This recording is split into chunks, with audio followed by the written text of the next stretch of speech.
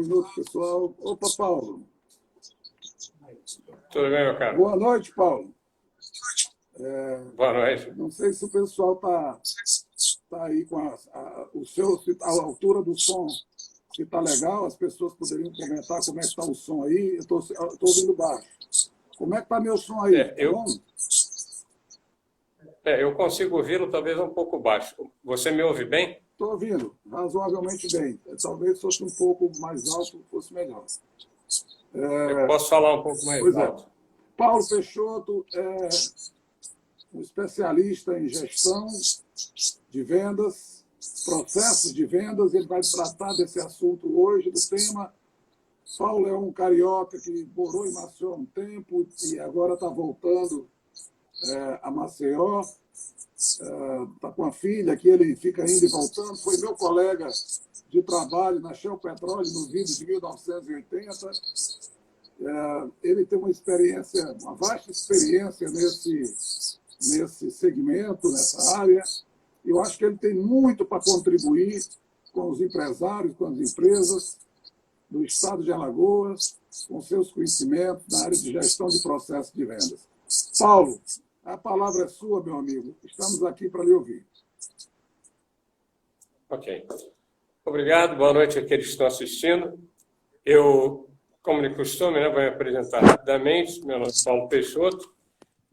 Eu vou falar sobre habilidades e estratégias de vendas nos novos tempos e tentar dar uma contribuição para a preparação de pessoas, sejam grandes, pequenos ou médios empresários, sejam vendedores autônomos, todos aqueles que vendem algum produto, vou tentar dar uma contribuição para que eles possam melhorar a efetividade daquilo que fazem. Eu não vou falar sobre negociação. Técnicas e métodos de vendas são bem específicos, tem um número muito grande delas, e eu vou falar e vou tentar auxiliar na seleção de qual seria mais adequada para o tipo de venda que se tem, para o tipo de perfil que se tem e até para esses novos tempos. Não vou falar sobre negociação, que normalmente está embutido em vendas. Quando você faz um processo de vendas, você vai desde uma preparação, o conhecimento de um possível cliente, até você chegar lá na frente no momento em que ele quer comprar o seu produto. Normalmente, a técnica de vendas, ela termina aí. Só que aí, frequentemente, começa um processo de negociação. Eu quero o seu produto, mas eu quero preço, eu quero prazo, eu quero descontos, eu quero brindes, eu quero isso, aquilo. E aí é todo um processo de negociação. E para lhe dar a ideia, eu dou um curso de 3 dias só sobre negociação. Então, não vamos poder adentrar, especialmente no modelo de Gavin Kennedy, que é o melhor modelo que existe, mas lembrar apenas que negociação faz parte do processo de vendas. E que, como eu disse, não vou poder cobrir aqui, mas fica registrado. Não vou poder falar também sobre Dale Carnegie. Muita gente gosta de Dale Carnegie, que escreveu um livro sobre como fazer amigos, influenciar pessoas, e tem uma outra metodologia de vendas que procura se basear no trabalho dele, que era principalmente no que se refere a relacionamento com pessoas. Se você consegue fazer um amigo e influenciá-lo, então você terá mais facilidade de fazer com que ele compre o produto seu. O raciocínio está correto. Só que não é exatamente uma metodologia de vendas, então também não vou abordar, ainda que eu recomende para aqueles que possam e que têm tempo, que leiam o livro dele, que é bastante interessante, ainda que mais livro de autoajuda. Bom, a minha formação é administração. Eu me formei na Universidade de Brasília, fiz um mestrado na USC, em Los Angeles, também em administração. Fui um vendedor razoavelmente medíocre no começo, talvez um pouquinho melhor, quando comecei a vender consultoria. A consultoria tem uma facilidade boa para nós, que a gente pergunta, o que você quer? Eu quero um diagnóstico em recursos humanos, quero marketing, quero isso, quero aquilo, quero me destacar pela qualidade, redução de preço, e você oferece ele o que ele quer. Se você tem uma empresa de treinamento, por exemplo, ele fala, quero reduzir custos, você tem programa de treinamento em redução de custos. Se ele fala, quero melhorar a qualidade, você tem um programa para melhoria da qualidade.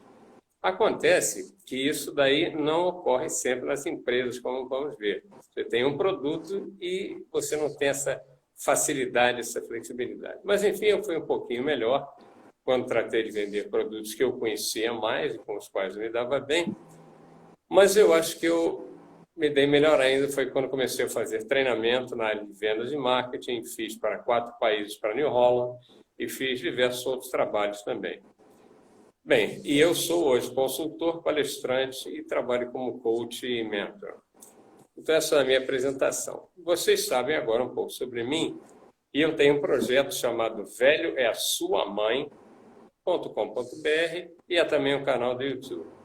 E eu vou, inclusive, falar um pouco sobre o perfil dessas pessoas que estão mais antigas no planeta, digamos assim, e que têm um comportamento que está mudando também em função dessa pandemia, na medida em que aqueles mesmo avessos à tecnologia, a mexer com o computador, ficaram entre a televisão e o computador e acabaram, muitos deles, pesquisa feita por mim, mergulhando no computador e começando a descobrir que aquele par de sapatos que eles gostavam tem uma série de outros parecidos, melhores, piores, com diversos preços. Então, ele não vai apenas numa coisa, ele aprendeu a pesquisar também.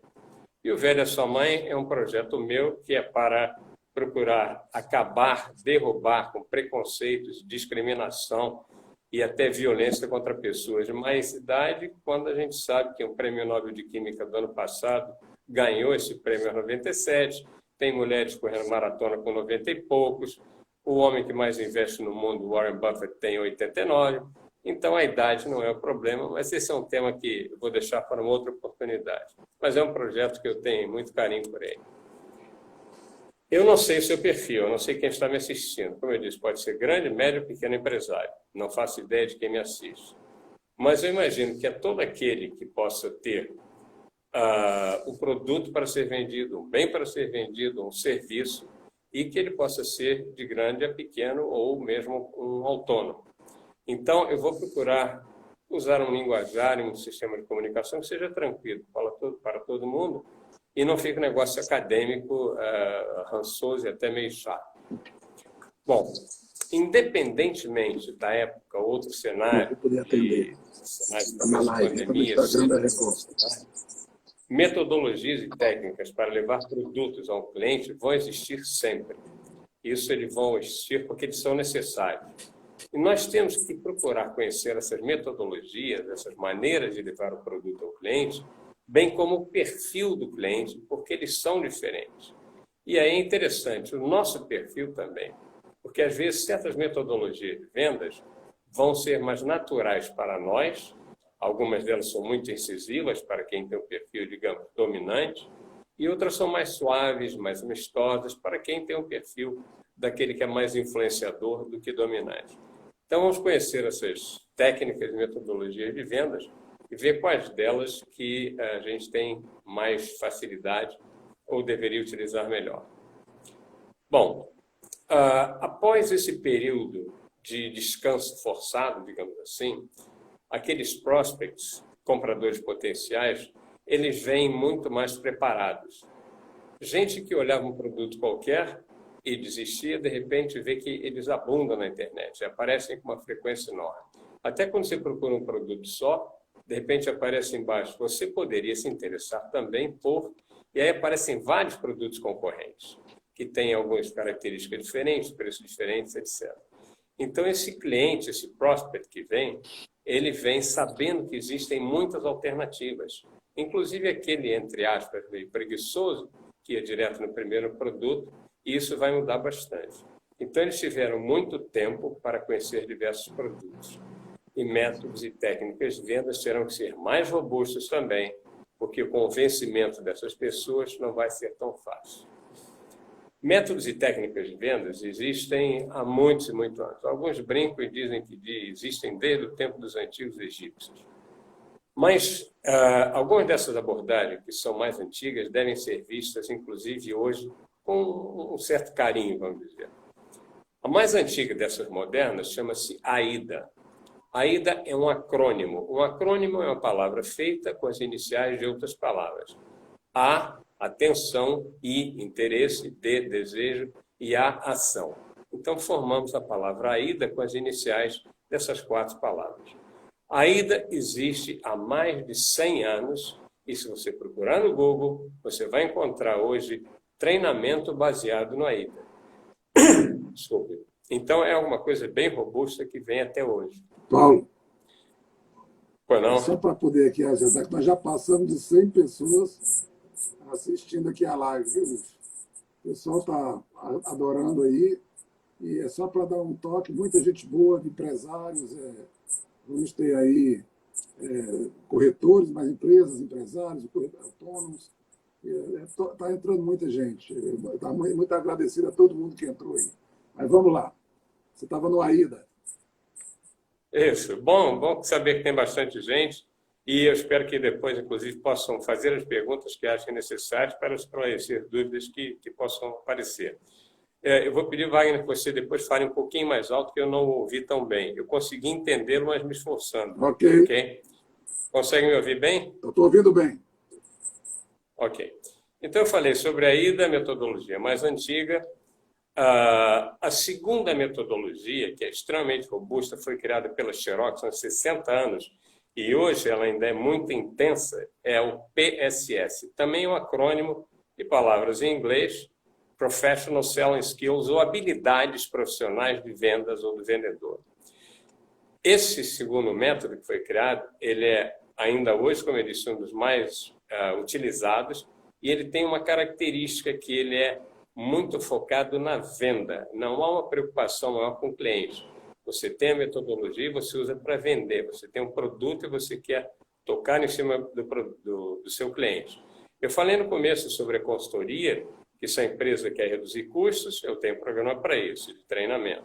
Se ela quer melhorar a qualidade, eu também tenho.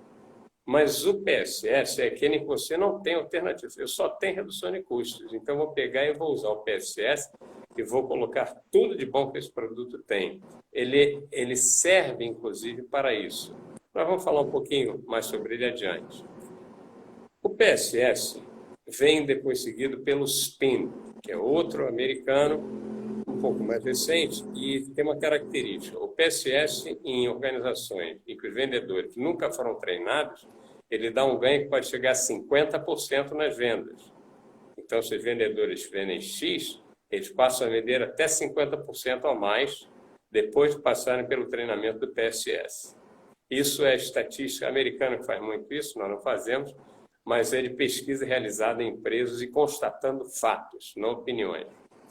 O SPIN, que é uma metodologia que se segue, é uma metodologia mais suave. Ela não entra vendendo o produto. Ela entra tentando investigar qual é a situação existente, daí o S do SPIN. Perante essa situação existente, que problemas que existem ou podem existir, que é um P que vem depois, quais são as implicações, e aí vem o I, e quais as necessidades, need em inglês, necessidade em português, que a pessoa tem para você colocar depois o seu produto. Essas duas são, de certo modo, razoavelmente diferentes, porque a primeira se preocupa apenas em vender o produto que você tem e a segunda se preocupa em saber o que você precisa para vender. Bom, aí temos o Grid de Blake and Moulton. Isso daí são dois autores, Robert Blake e Jane Moulton, dois americanos, que criaram uma matriz. De um lado você tem orientação para o produto, eu estou preocupado em vender. E do outro, orientação para o cliente. Eu estou preocupado em fazer o cliente ficar satisfeito.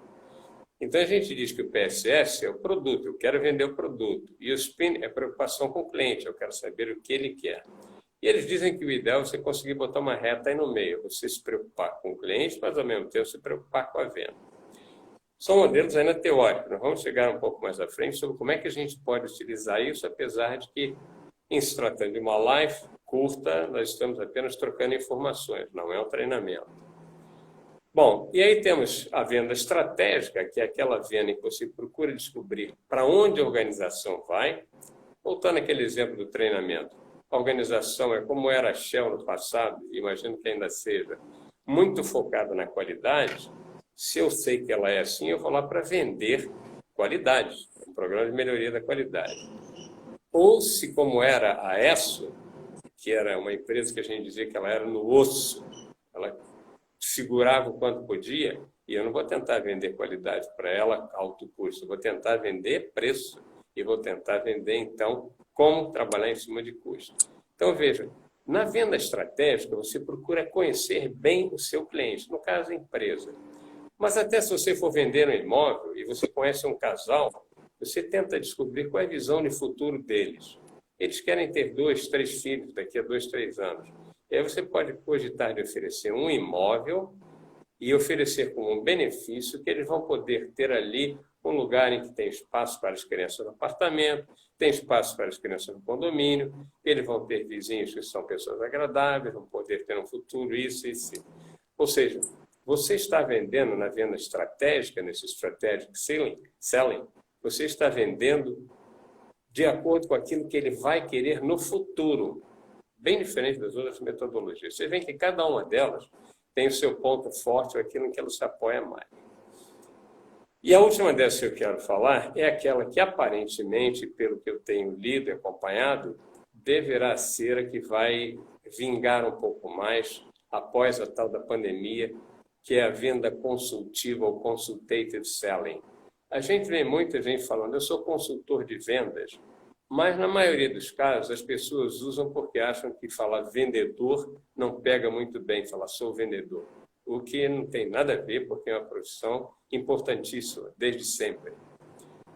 E o consultor de vendas, que se intitula apenas consultor de vendas, não é necessariamente uma pessoa que usa a venda consultiva. A venda consultiva, ela tem toda uma metodologia própria, que começa com perguntas, questões e o real interesse por descobrir o que o cliente pode vir a querer, até chegar lá na frente e oferecer o produto. Bom, eu falei para você, então, sobre as metodologias que eu acho que são as que hoje são mais usadas, desde a AIDA, que, como eu disse, tem mais de 100 anos, mas ainda tem treinamento sobre ela, passando pelo PSS, pelo SPIN, pelo Blake & Moulton, Strategic Selling e essa venda consultiva, Consultative Selling. Então, são 6 modelos diferentes e eu vou falar um pouquinho sobre cada um deles, inclusive quando usar um ou outro, porque elas são mais adequadas para uma ou outra situação de vez em quando. Como se trata de uma live, Wagner, se você quiser me interromper a qualquer momento, esteja à vontade. Nada, eu acho que está muito legal, eu acho que é interessante as colocações de que para você vender você precisa entender realmente ou o produto ou o cliente, e entender bem, não é isso? Isso. Ok. Bom, quando usar cada uma? Quando você tem um produto único, você não tem flexibilidade de virar para o cliente e falar, você gostaria de um terno, por exemplo, que fosse com aba larga, com a calça reta, ou com a calça mais apertada, que fosse desse tipo, daquele, você só tem um terno. Então, se você ficar perguntando o que ele quer, ele pode lhe dar uma resposta que, no fim, não vai ser tão boa em termos de uma relação de venda. Pode pedir alguma coisa totalmente diferente do que você tem. Já se você é um alfaiate, você faz sob encomenda, customiza, aí você pode usar tranquilamente uma abordagem dessas. Ou seja, nos extremos, nós temos uma flexibilidade grande para perguntar o que ele quer, e no outro não tem nenhuma flexibilidade. Então, vou pegar o meu produto, vou usar o PSS e bom dia. Veja, isso daqui é aquilo e vou vender os benefícios do produto e fazer com que ele se interesse pelo meu produto, porque eu não tenho outros para oferecer. Então, às vezes, a gente é forçado a usar uma metodologia que meio que sufoca o cliente, se nós quisermos a todo preço vender aquele produto que temos. Vender não é só técnica. Eu estou falando sobre técnicas e métodos de venda, mas vender é uma habilidade.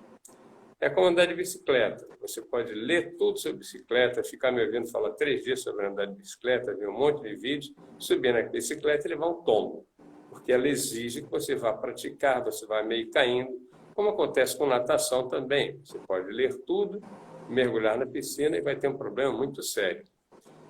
Então, a venda, às vezes no programa de treinamento de vendas, eu explico tudo direitinho, a pessoa entendeu e falou, ok, então faça agora.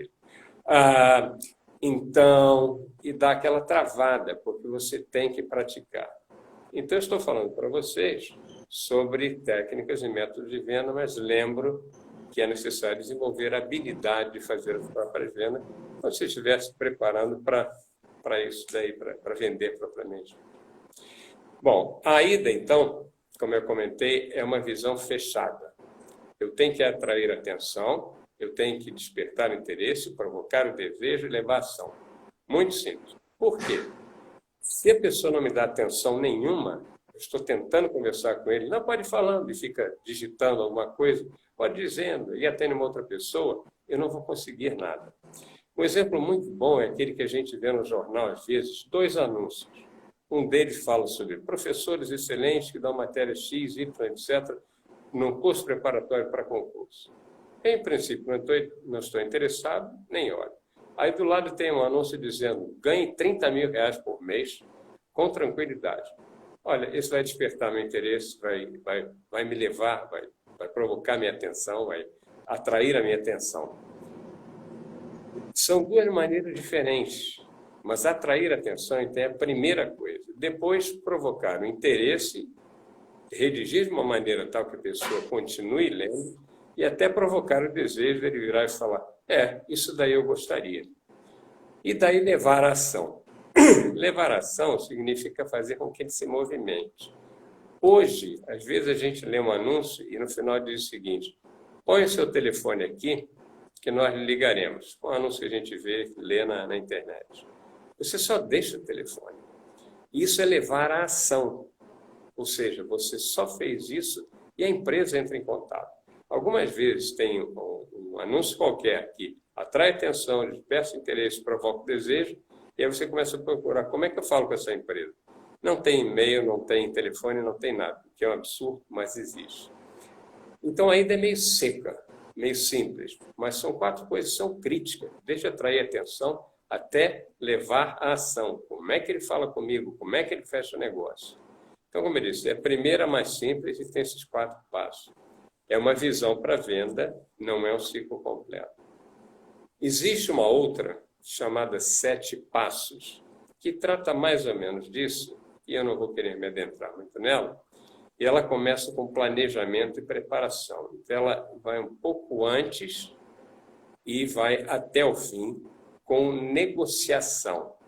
Então, é a mais completa, são 7 passos, e eu terei prazer em fornecer todo esse material a quem me mandar no e-mail para o paulo@velhassuamãe.com.br.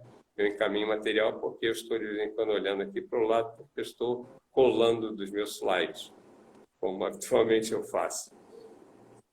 Bem, então, esses 7 passos são uma espécie de uma ida, mas são passos ainda, e eu não entraria no detalhe deles agora. O PSS, Professional Selling Skills, que eu já falei, tem alguns passos muito específicos. Desculpa. Ele é orientado ao processo e ele é orientado a tocar o produto no cliente. Independente mesmo do que o cliente precisa, eu tenho isso para vender e eu vou para vender para ele. Ele começa com o chamado argumento inicial de benefício. Então, você vai virar para o cliente e vai dizer sobre aquela coisa que ele tem que é muito bom. Esse produto que eu tenho vai fazer isso para você, vai fazer você se sentir feliz, vai isso, etc, etc. Vender benefício, não característica. Se eu for vender, por exemplo, um apartamento, eu vou falar sobre a vista que ele tem, sobre a tranquilidade onde se está naquele imóvel, sobre o espaço que ele tem, sobre a segurança, proximidade de transportes, proximidade de um shopping. Coisas que são boas. Não vou ficar falando sobre quantos metros ele tem, o tamanho das janelas. Eu posso até falar sobre a claridade que entra, mas não sobre aspectos técnicos, porque o cliente não compra característica, o cliente compra benefício. Nessa metodologia, eu começo falando sobre os benefícios. E aí espero objeções eventuais que surgem e vou fazendo sondagens. O que você gostaria de saber mais? Algum aspecto que incomoda, etc. Então, é o segundo passo. É muito técnico. Primeiro você faz benefícios, no segundo você faz sondagens para ver o que ele está pensando sobre o seu produto. Se ele coloca objeções, isto eu não gostei disso, eu acho que isso não está bom, seja lá o que for, então eu vou lidar com essas objeções. Então eu me preparo para responder objeções. E daí, depois de responder, se for o caso, eu vou provar aquilo que eu disse. Eu tenho que ter argumentos de prova.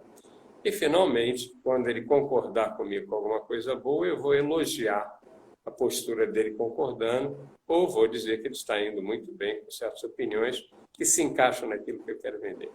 São 5 passos.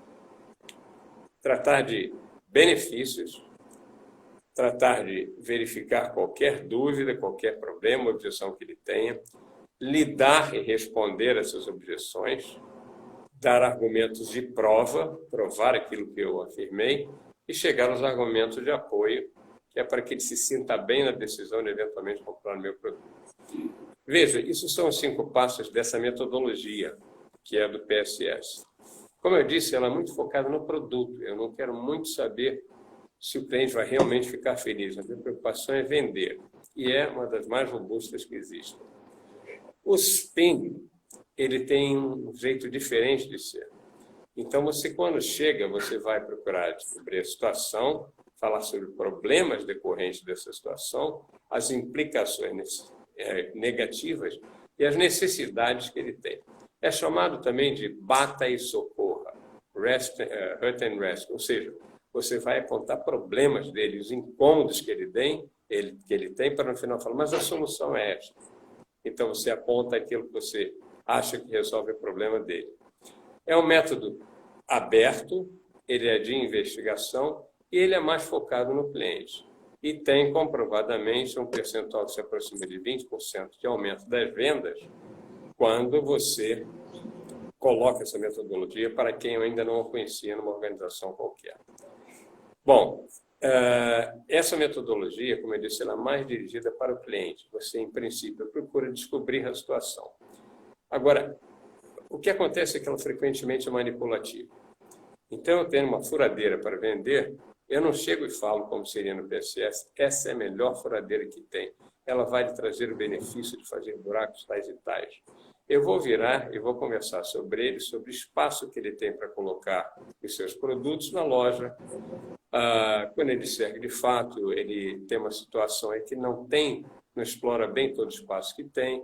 O problema que ele tem é que ele não consegue colocar prateleiras e por isso não vende tanto. Paulo. A implicação de não vender tanto leva então à necessidade. Isso. E a necessidade é a minha furadeira para fazer os furos e colocar as prateleiras. Você busca, Paulo, nesse caso, você busca criar necessidade ou entender a necessidade do cliente?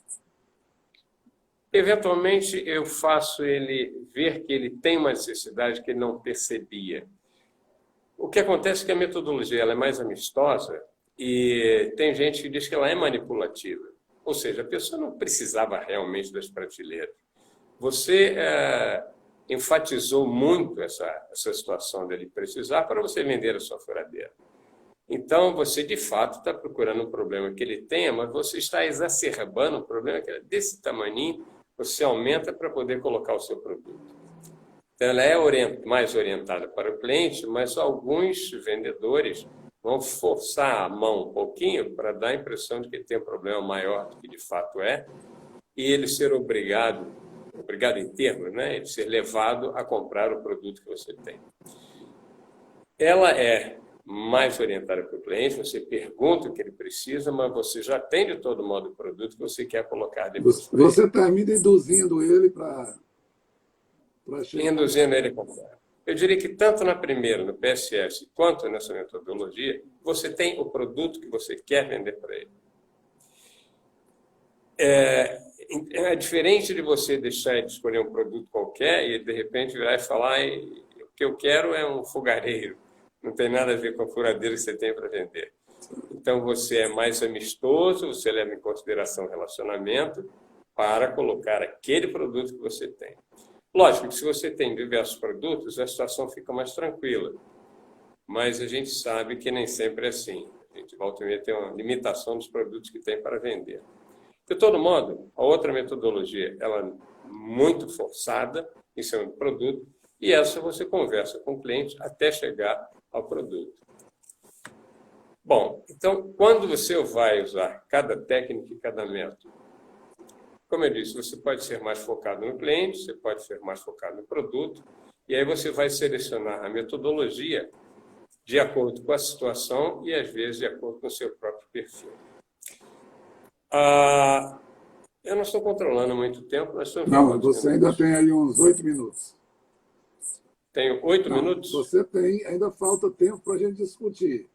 Tá certo? Nós estamos com mais ou menos aí uns 30 minutos 35 minutos. Já temos 30 minutos? Já temos 30 minutos.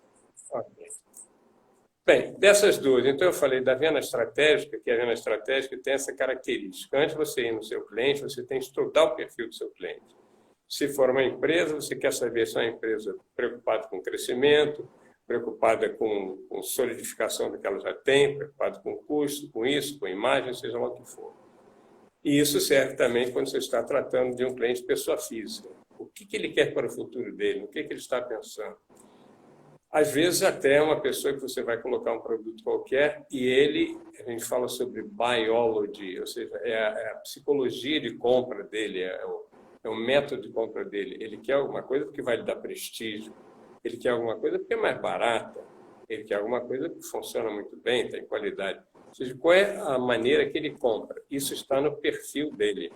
Então, eu faço isso também, é um estudo estratégico e eu quero vender valor para ele.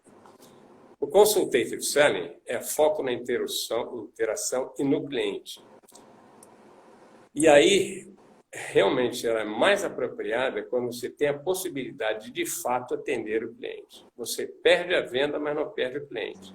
Diferente do perde o amigo, mas não perde a piada, né? Esse daqui você perde a venda, mas não perde o cliente, mesmo que isso no momento seja ruim, mas visualizando uma possibilidade futura.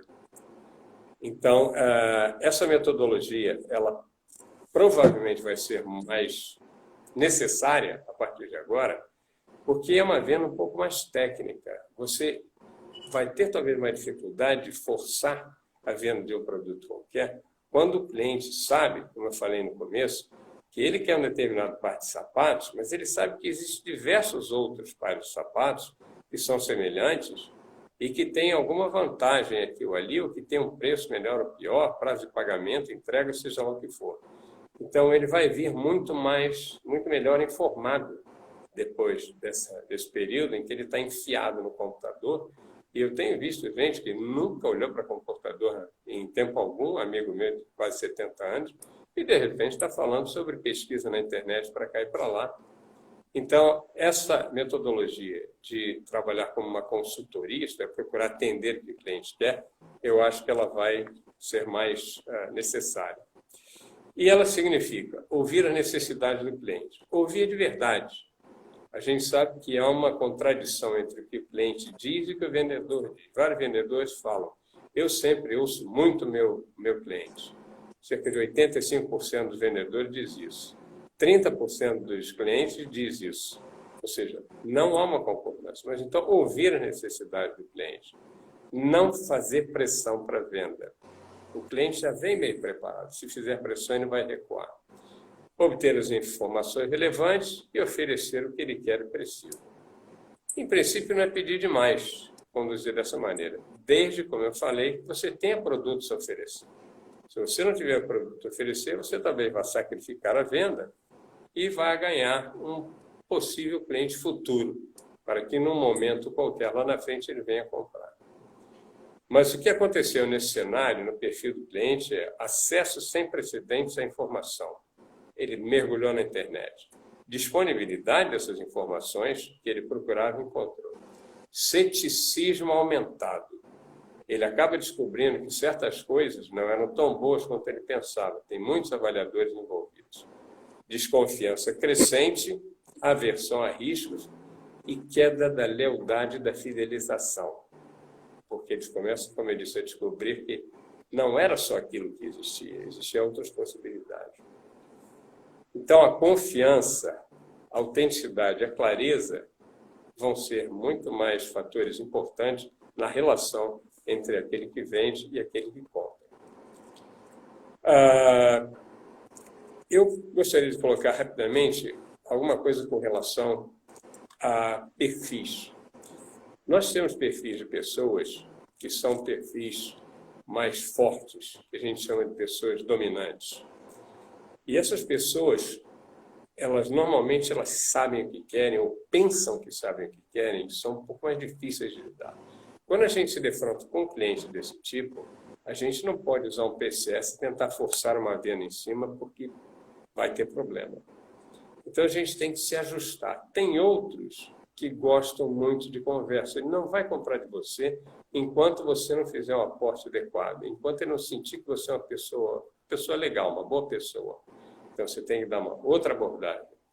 Já tem pessoas que são mais cordiais, mais estáveis, aceitam mais facilmente, e tem algumas que são mais técnicas, são o que a gente chama de pessoas ligadas à conformidade dos dados, da coisa mais científica, e ele sabe o que ele quer. E ele quer que você dê detalhes realmente técnicos. Porque cada pessoa tem um perfil diferente. E não podemos tratar também todos como se fossem a mesma coisa. Por outro lado, nós que estamos na posição de venda também temos o nosso perfil. E aí é uma situação interessante. Alguns vendedores são mais dominantes, se adaptam bem ao PSS, vão tentando impor, vamos dizer, o produto. Mas se você tenta fazer isso com o cliente que também é dominante, vai bater de frente, vai haver um choque. Cada vez mais, essas metodologias, essas visões que a gente tem, elas devem ser analisadas e estudadas, porque, como eu disse, o cliente vai se tornar realmente um cliente mais exigente.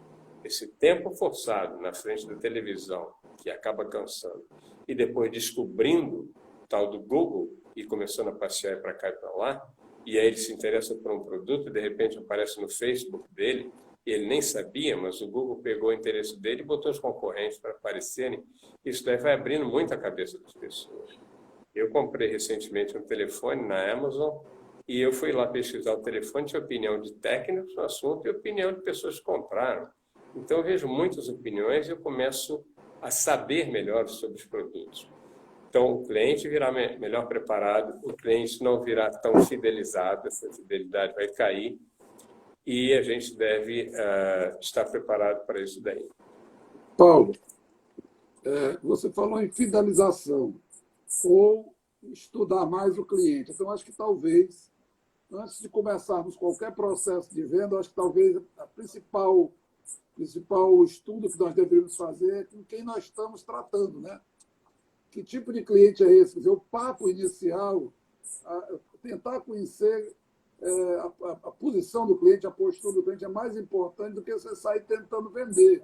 Eu vejo muita gente com muita vontade de vender rapidamente, já chega ofertando. Eu não sei se isso é bom ou é ruim. O que é que você me diz aí?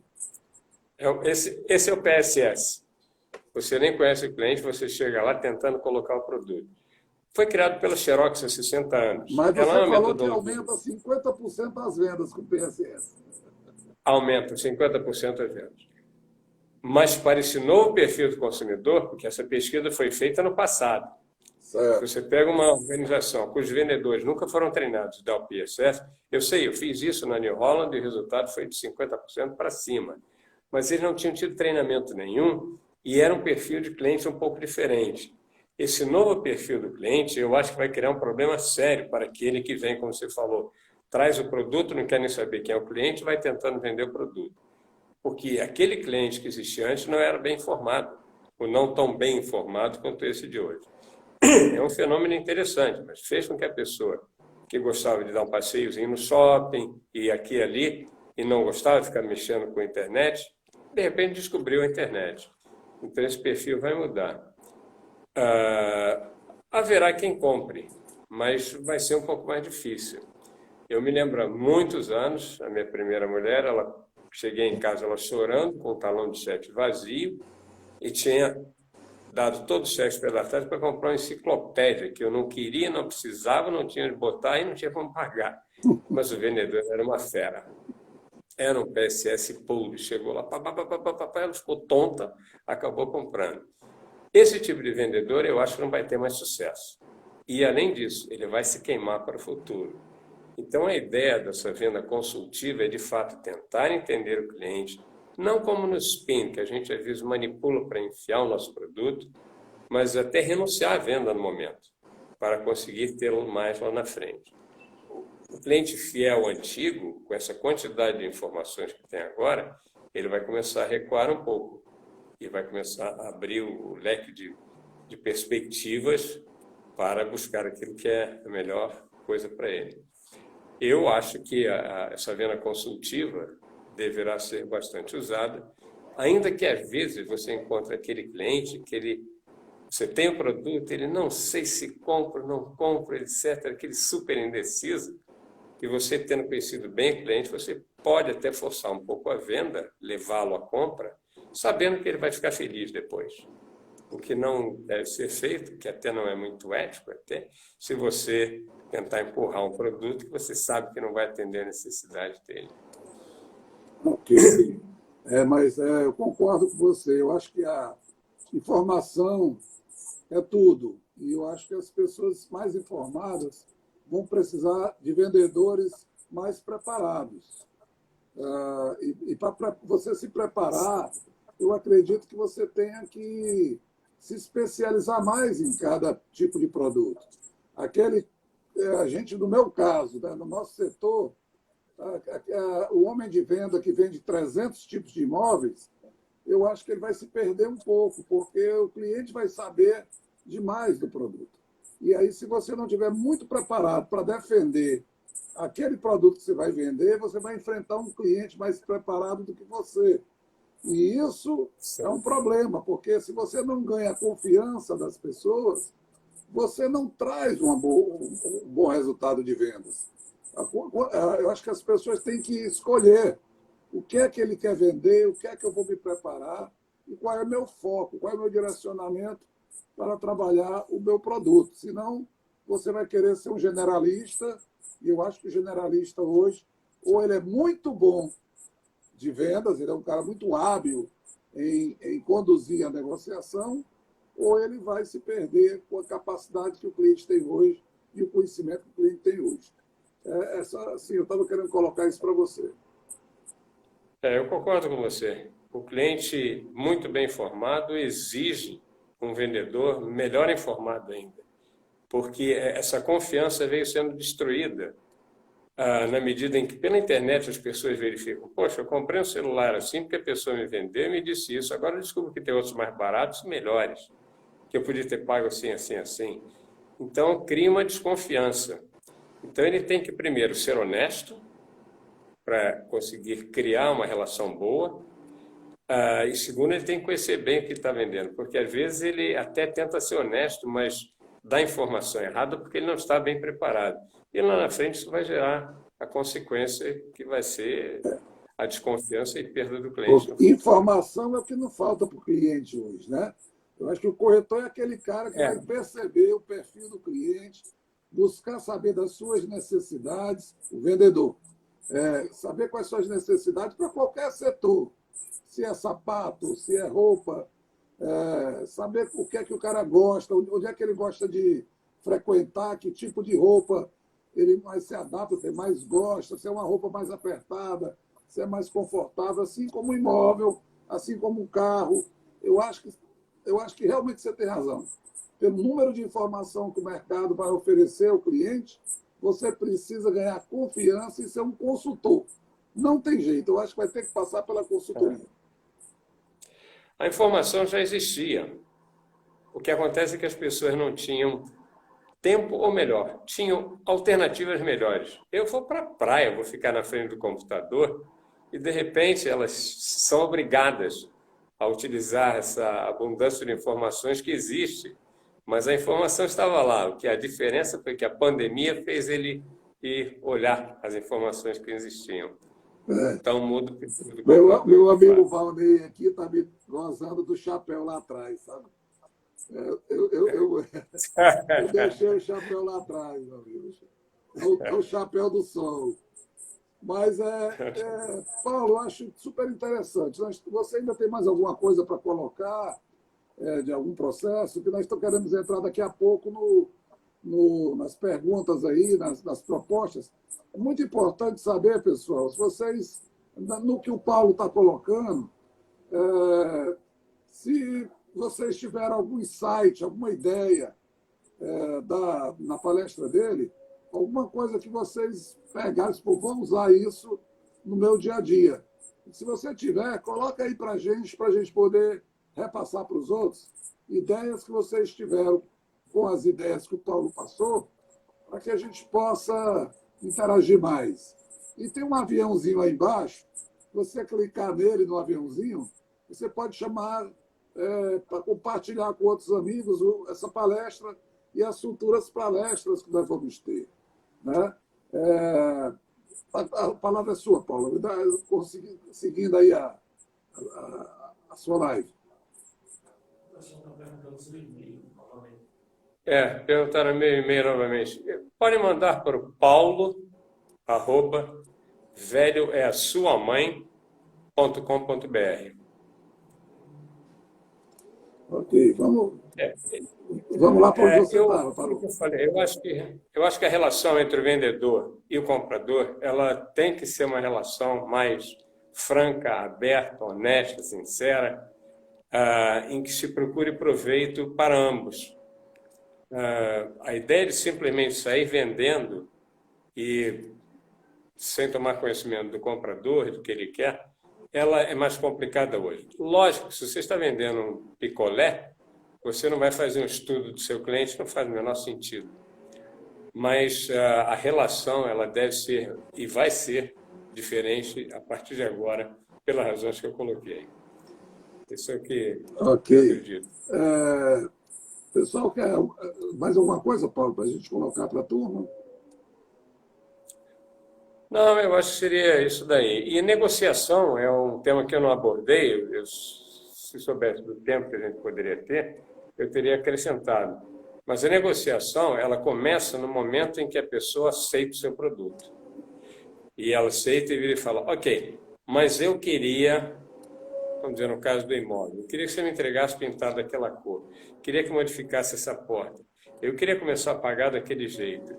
Aí começa, bom, isso eu posso, não posso. Existe um processo de negociação com todas as técnicas e métodos. O Gavin Kennedy fala em postura vermelha, azul e roxa.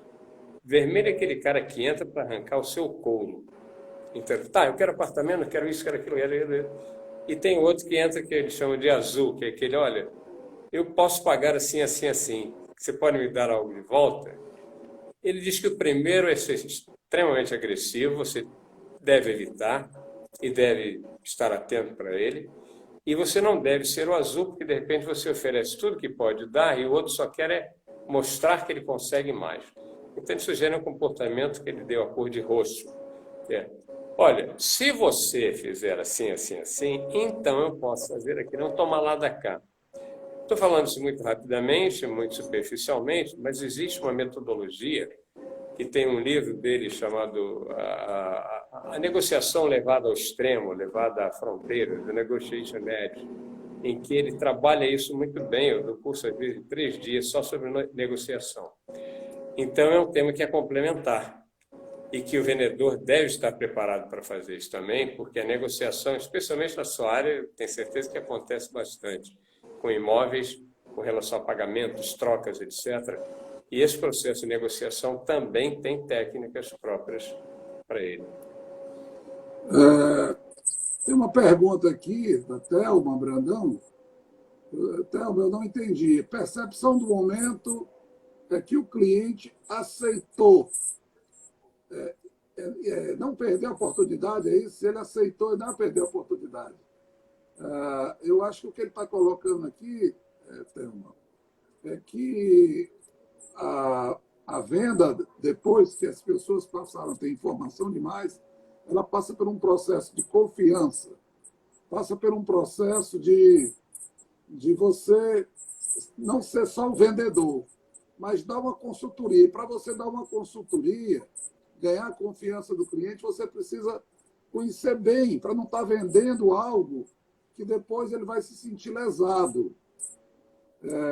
É isso que é mais ou menos isso, né, Paulo? Sim, é por aí. Mas de fato investigar. Ele diz o seguinte: pergunte, ouça mais, pergunte de novo, ouça mais. Porque a percepção que se tem da parte do comprador é que os vendedores não fazem isso. E a percepção dos vendedores é que eles fazem isso. Então, conhecer de fato. O vendedor, às vezes... Não por aí. O meu sentimento que eu tenho é que, às vezes, o vendedor ele tem medo de incomodar. às vezes ele quer vender, mas ele não quer bater um papo, ele não quer ser um consultor, ele não quer ouvir as necessidades do cliente para poder colocar o produto certo para ele. Ele, às vezes, tem medo, ele tem medo de perder o cliente. Como é que você acha que você tem que segurar esse cliente para... Como segurar esse cliente mais, então? Como você ganhar mais confiança? O processo de ganhar a confiança é um processo em que o cliente percebe que você está sendo honesto. Ganhar a confiança é um negócio que você vai adquirir com os seus atos, mostrando que você, de fato, está procurando atender ele e procurando entendê-lo.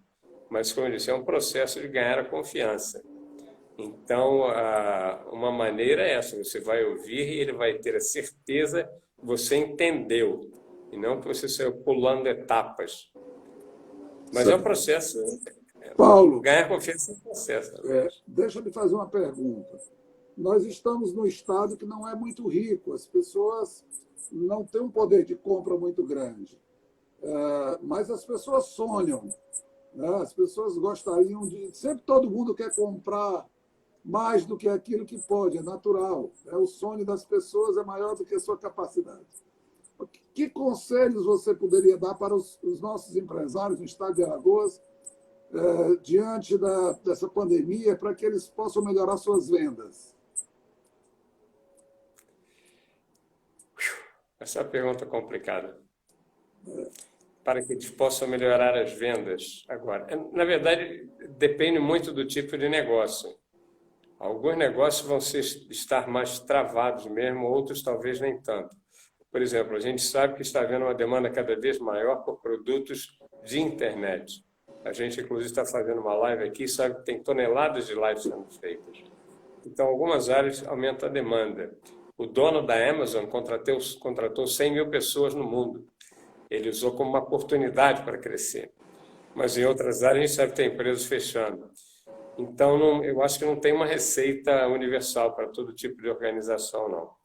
Mas, sem dúvida, procurar melhorar ao máximo os seus produtos, procurar otimizar preço, qualidade e a relação com o cliente também. Procurar estabelecer uma relação com o cliente que, mesmo não comprando agora, terminado esse processo todo, vai comprar. Eu tenho visto isso na atividade do Karatê.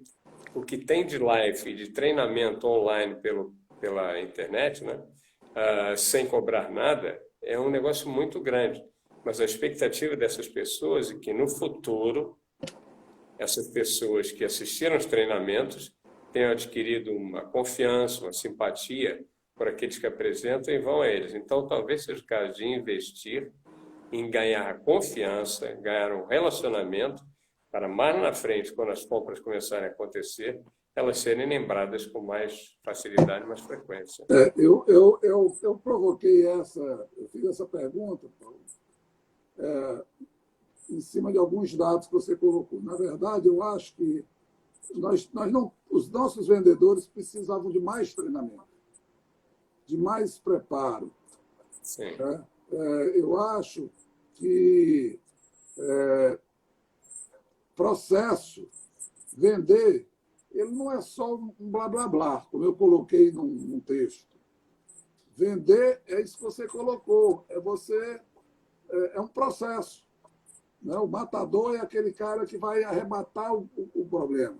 Mas a gente precisa conhecer mais os clientes. Então, eu vejo muitas empresas que trabalham sem sistema de CRM, por exemplo.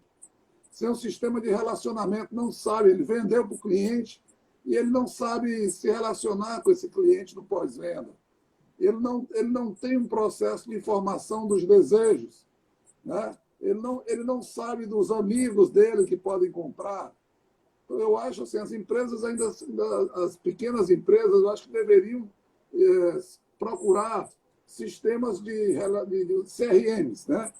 Eu tenho CRMs hoje muito barato, então eu acho que saber se relacionar com o cliente que compra, fortalecer essa relação com aqueles que já compraram, ser um consultor para aquelas pessoas e a família daquelas pessoas, ela pode aumentar as suas vendas, entendeu? Assim, a minha percepção. Quando eu vejo você colocar processos de vendas que existem como aquele que você é mais agressivo, aquele que você precisa conhecer mais do produto, aquele que você vende procurando entender o que o cliente necessita, você vai mais nas necessidades do cliente, você tem uma velocidade maior de venda quando você tem mais conhecimento, quando você tem mais relacionamento. Então, uma dica que eu daria para as empresas seria buscar o CRM, ser mais forte o seu CRM, utilizar mais os seus relacionamentos de quem já comprou, procurar mais informação daquele cara que comprou, por que ele comprou, o que é que ele gostou da sua empresa, o que é que ele gostou em você. E muita gente despreza. É incrível como as empresas não usam o CRM, quer dizer, tem uma estrutura de CRM pequena, mas saiba quem são os seus clientes, saiba se relacionar com eles. Wagner, acontece uma coisa interessante. Numa situação, vamos dizer, de crise, de pandemia, etc., as organizações seguram todos os seus custos precisamente em consultoria, que seria comprar, adquirir, implantar o sistema de CRM, e em treinamento, que seria aproveitar para treinar seus vendedores, para que, finda a crise, ele entrasse fortemente no novo cenário com bastante competitividade, vamos dizer, bastante eficácia.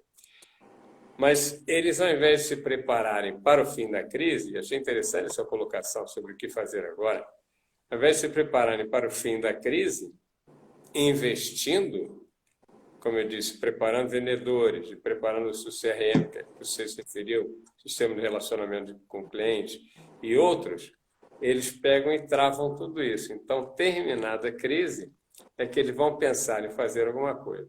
Alguns que venham fazendo isso antes, fim da crise, vão estar disparando em alta velocidade, enquanto eles vão estar engatinhando ainda para depois se tornarem competitivos. Isso tem acontecido, eu vi isso acontecer em várias crises já, porque eu trabalho com consultoria e trabalho com treinamento. Primeira coisa que corta é consultoria e treinamento. Terminada a crise, aqueles que aproveitaram a crise e investiram, eles estão disparando a 1000 por hora, enquanto que os outros estão ficando para trás. É buscar os clientes antigos e começar mais um relacionamento maior. Olha, pode cair a qualquer hora aqui a nossa live, porque já está completando. Já soube aqui, 2 minutos. Eu queria só convidar os amigos, agradecer o Paulo. Quem quiser no nosso Instagram mandar perguntas ou propostas daquilo que a gente poderia fazer para ajudar o mercado alagoano a melhorar, os empresários, os pequenos empresários, ideias, por favor, mandem para nós. Mandem ideias, mandem propostas para a gente poder ajudar as pessoas. As pessoas estão precisando de ajuda, e quando o mercado é forte, todo mundo se ajuda, nós sairemos dessa crise mais rapidamente. Nós temos amanhã uma palestra do Eduardo, o poder do marketing e a sua influência para enfrentar a crise. Amanhã, às 18h15, nós vamos falar um pouco sobre marketing, o poder desse marketing para